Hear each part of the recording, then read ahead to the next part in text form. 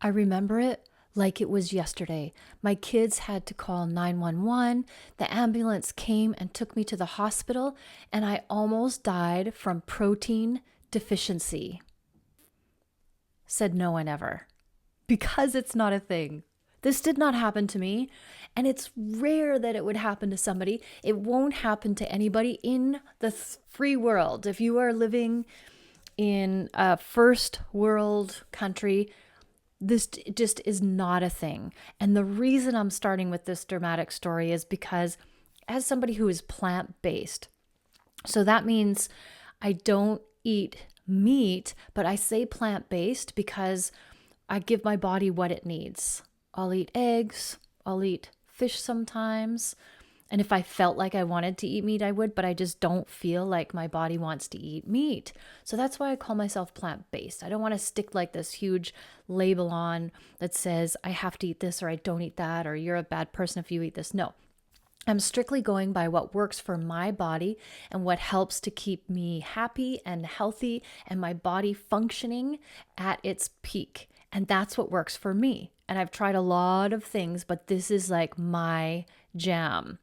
But because I'm plant-based, everybody will ask me, where do you get your protein? And I thought, damn, I gotta tell everybody so that people don't have to ask non-meat eaters where they get their protein from, because it's not a thing. Your body needs 20 amino acids to function properly. And these 20 amino acids combine in so many different ways to make proteins in your body. Proteins like are involved in everything. They're just like the worker bees. They do all this stuff. They're needed for everything. And your body can't make 9 of these amino acids. So you have to get them through your food. And these are what's called essential amino acids.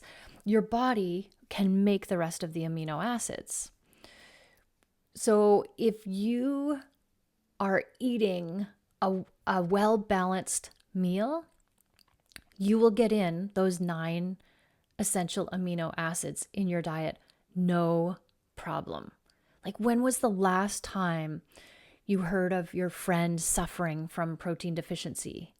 They were in the hospital, or, they had to get some sort of transfusion, amino acid, it doesn't happen in the developed world. Now, if you're suffering from nutritional deficiency and you're starving, or there's malnutrition or anything like that, that's a different story.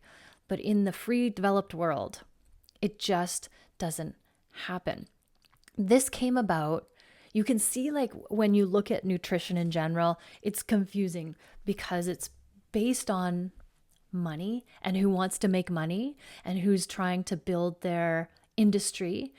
For example, when we look at how this protein kick came around, like we have low carb, high carb, low fat, high fat, like they're like, don't eat fat. Oh, now eat fat. Like there's so many changes that go on. But when it comes around about talking about protein, what happened was, after World War II ended, the farmers had this huge surplus. The American farmers had this huge surplus of milk, and they had to get rid of it. And they didn't want to waste it. They wanted to make money off of it. So that's when this protein kick happened. And it was based on marketing and advertising to get rid of this milk, to sell this milk. So it's just brilliant marketing. That's all it is. When you look at the human breast milk, it is super low in protein, but it's not technically low in protein because it's made by the human body to create and to grow another human body. And the human body says, this is how much protein this growing human body needs, and puts it in the milk. So it's the perfect amount of milk. It's the perfect amount of protein in breast milk for a human, because that's how nature is designed. So it might be low on a scale. It's the lowest of all the animals in protein, but it's not low for humans. That's how much humans need. That's why it's like comparing apples and oranges. When you're giving a growing child cow's milk, cow's milk is designed for a cow to gain a whole bunch of weight really quickly. A cow is birthed and then starts walking pretty much right away and gains hundreds of pounds over a short period of time. We don't do that. As humans, we just don't do that. So you can see why cow's milk, they would need different nutritional factors to grow that kind of a cow as opposed to a human. So even though humans have low protein in breast milk, that's when you compare it to other animals. But as far as breast milk goes, it's the perfect food. And so it has the perfect amount of protein. And it's a low amount. And so people get really confused about how much protein they should eat. And I don't think you have to worry about how much protein you should eat. You want to worry about getting a well-balanced diet. You want to eat lots of different foods because then you'll get those essential amino acids a little bit from here. Like spinach has 7 of them. So if you eat spinach and then the next day you have seeds and nuts and all that, the other 2 will be in there. So you don't need to every single day get all of those 9 in because your body stores it. And so it's over a couple of days, the way your body uses it, that you'll need to get those in. So if you're not getting 1 over a long period of time, then we have a problem. But if you're eating a variety of foods, different colors, different fruits and vegetables and grains, you are good. You are golden. We only need, it's changed a lot. There's the regulations or the recommendations of how much protein you should have per pound or kilogram. And the standard is 0.8 grams of protein per kilogram of body weight. So how that translates for us people who talk in pounds, it would be if you are 100 pounds, 40 grams of protein. And you probably only need 30. Like the lower side is just fine. So if you are 150 pounds, then you're only needing 50 or 60 grams of protein. That's not hard to get that in at all when you look at it from this point of amino acids, not complete whole proteins. It's the meat industry that's like, get the protein. You need your whole complete protein. It's a great sales pitch for sure. It's also like milk and calcium. You need to get your calcium from milk. No, because after a calf grows, it doesn't keep drinking milk. What does it drink? It drinks water. So it doesn't get calcium from milk for its whole entire life. Where does it get the calcium from?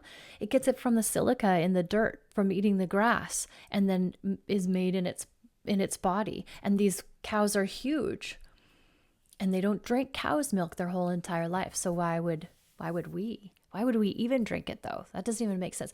You know what is hilarious is, well, first of all, the way milk is made is just not natural because they have these cows that are constantly, their body is being tricked into thinking it's pregnant to produce milk over and over and over again.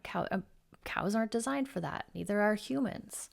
And then all of the hormones that these cows have, it goes through their milk. All of the stuff goes through into the milk.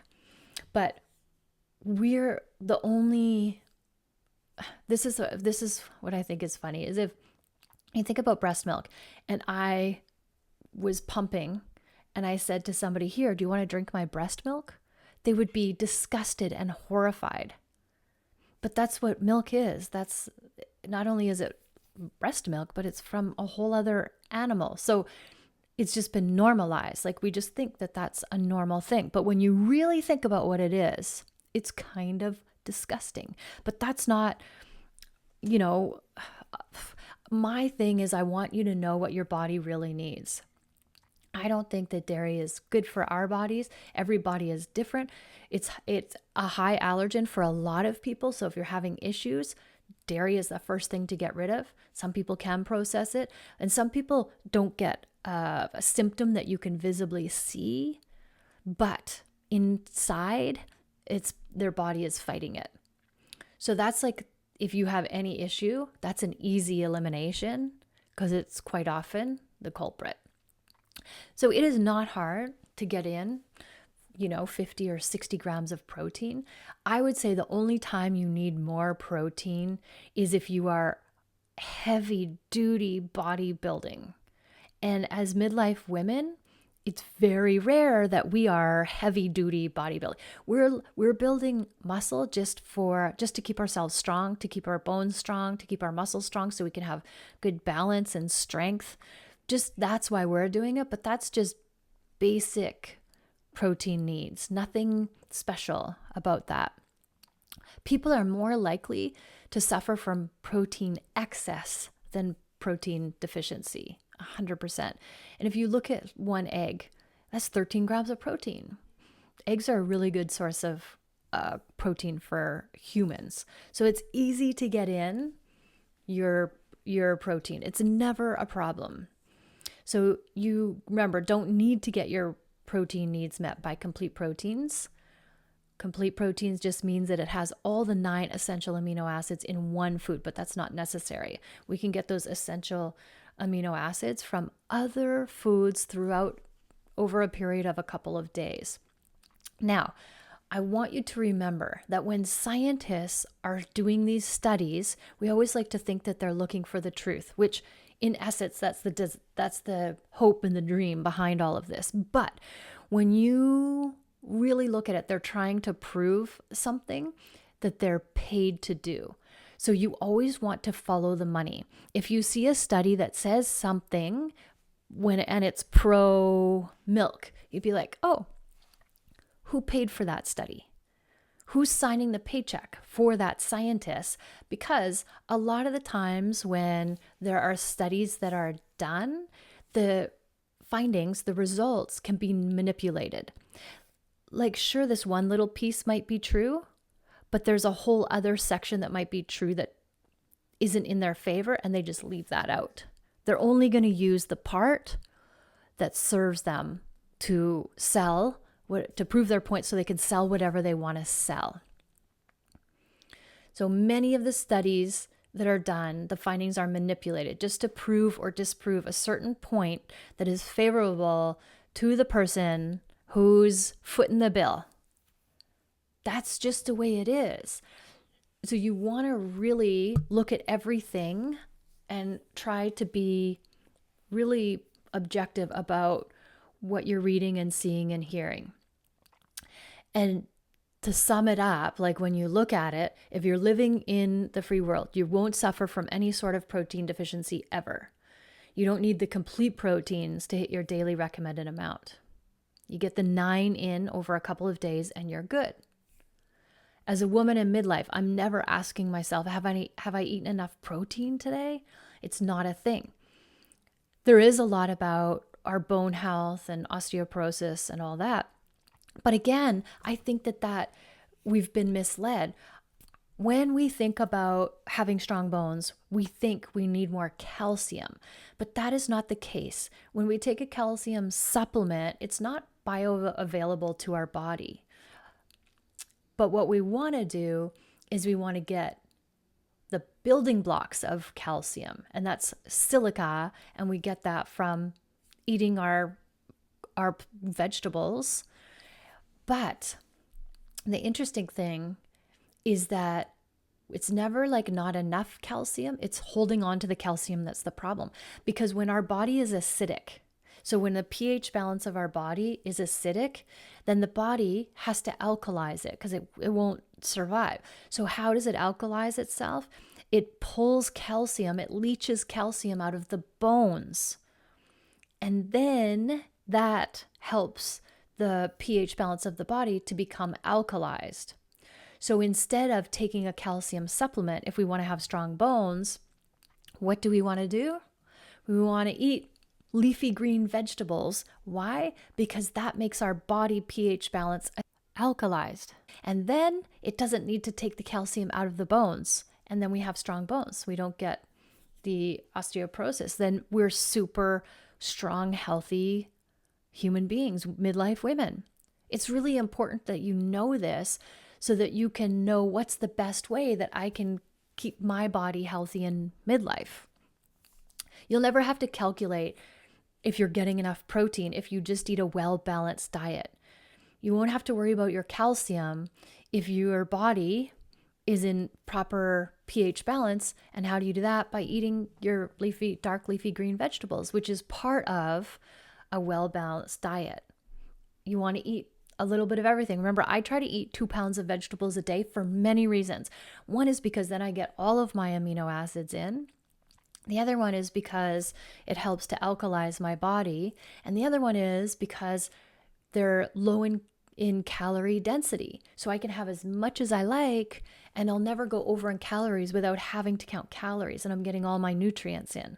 So that's like, I'm winning all over the place when I try to eat 2 pounds of vegetables a day. Like, that's just like a baseline for me. How can I get more vegetables into what I'm eating? When it comes to supplements, because we're always thinking, what supplements should we be doing? You don't have to worry about supplements if you're eating a well-balanced, whole, clean food diet. So when it comes to supplements, the only time that I recommend that you take supplements is if you're working on something very specific and you're not getting it through your food. And that your body's out of homeostasis because there's a deficiency in this specific thing, then yes, you want to start to supplement with that thing. For me, the supplements that I take is always changing because it depends on what I'm working on. Am I working on energy? Am I working on my skin? Am I working on building muscle? Am I working on building cartilage? What am I working on? Am I working on my memory? Am I working on balancing my hormones? What is it? And then specifically, I'll supplement for exactly the result that I want. It's very specific. And that's how you can use supplements to work for you, not just take a supplement because it's all the rage and everybody else is doing it. Nuh-uh. Why? Always be asking, always be curious. Why? What do I need to change? What's going on? Why am I out of homeostasis? And what do I need? What food do I need in order to put my body back into balance? If you are plant-based, if you're vegan or vegetarian and you don't eat eggs or anything like that, you do want B12. That's the only supplement that you absolutely need if you're a vegan or a strict vegetarian, because that one your body can't make, and that one will wreak havoc with your body. B12. B12 is, people think of it as a vitamin, but it's really like a bacteria, and it comes from the people who eat meat get B12 because it's like comes from feces. So it's a bacteria. And so that's why the meat eaters get it. And I am plant-based and I eat eggs and I eat fish. There's B12 in those, but I will pop a B12 every once in a while because I never want to become deficient in it. So that's the one that's like necessity, that one for sure. And then when it comes to other supplements, this is the way I see it. First, get it through food. Why? Because it's more bioavailable. And when nature is brilliant, and if you are looking for a certain thing, a vitamin or a mineral or amino acid or anything like that, nature makes it the perfect way because it makes it with all of its synergistic brothers and sisters, the things it needs to do what it needs to do in your body the best. It's the most efficient way to get it. Your body knows what to do with it and can extract it and use it in the way that it needs to be used. But when you're taking a supplement, quite often it's not bioavailable for your body. Your body might not know what to do with it, or it's missing the other components to help it work its magic that it will normally work. So the answer for me is always food first. Let food be thy medicine and medicine be thy food. That is true beyond measure. I'll drink my teas. That's how I get my food. I'll have a variety of food throughout the weeks. Like sometimes I'll just make the same thing for a week because I'm just lazy and I get addicted to one thing. And then I move on to something else. and I'll try new foods. So I'm always adding new exciting stuff and experimenting with food, whole clean foods. When I talk about food, I'm talking about real food, not this processed yucky stuff that the food industry is selling us to make us sick, to make us addicted. It's just whole clean foods. That's the basis of everything. So if you can grow your food, oh my God, you are a rock star. And if not, become friends with somebody who can grow their food. But that's the best way to look out for your health, is through your food. Because right now we live in a society where we get sick because of our food, and then we take a pill, which makes us even sicker or has other things that happen, other illnesses or side effects that happen that are even worse than the original thing. And then we take another pill for that. So how can we use food? Remember, our body is designed to heal itself when it's in homeostasis, meaning it's perfectly balanced because nature is balanced. So if you're experiencing anything, any symptom or anything that is other than optimal health, then it's because toxicity, too much of something, or deficiency, not enough of something. And then you get to be a detective and figure out what that is. And when you figure that out and put your body back into homeostasis, it will take care of whatever that thing was. That's the beauty. You just got to trust your body and give it what it needs. So the takeaway is eat a variety of foods every day and you will be fine. We always want to get our nutritional needs from foods as much as possible. And the rest will take care of itself. So from this day forward, you will never ever have to ask a vegetarian, where do they get their protein? I hope this helps. Thank you for listening. Always, always, always love yourself first and have an amazing day.